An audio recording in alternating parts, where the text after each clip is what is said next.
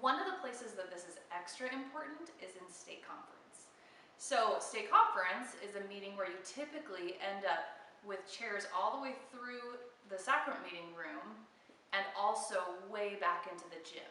And the tricky thing about that is you almost get kind of an echo effect.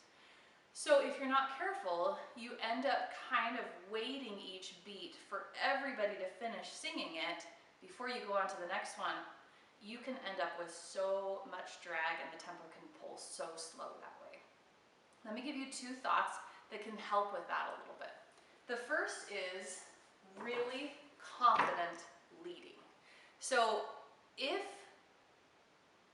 you are swayed by what's happening out there, you're going to end up with a really, really slow hymn, okay? Because people won't be right on beat and they'll kind of be slower back in the gym.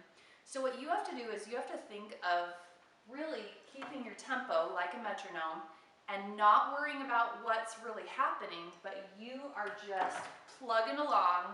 And I oftentimes will use both my hands for state conference.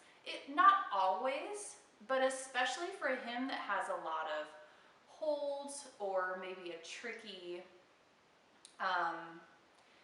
maybe like a time change, like Come Come Ye Saints, or other things where I want to be really sure that people are able to see what I'm doing, I maybe would use both hands. So what that would look like, I'm mirror imaging it, so that would mean like if I'm doing 3/4, I would do this.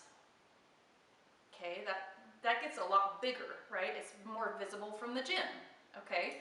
Another thing to think about is the organist. This falls on the organist a little bit more, but sometimes the most effective thing is for the organist to start their not prelude, but their introduction to the hymn faster than you're going to actually sing it. And that would be something you work out with the organist before you even get going. So you would want to practice with the organist, and they give you a heads up, hey, I'm going to go a little faster so that we can keep the tempo up, and you're like, great. And you practice how that goes with the organist. I highly recommend that when you're working toward doing a stake meeting.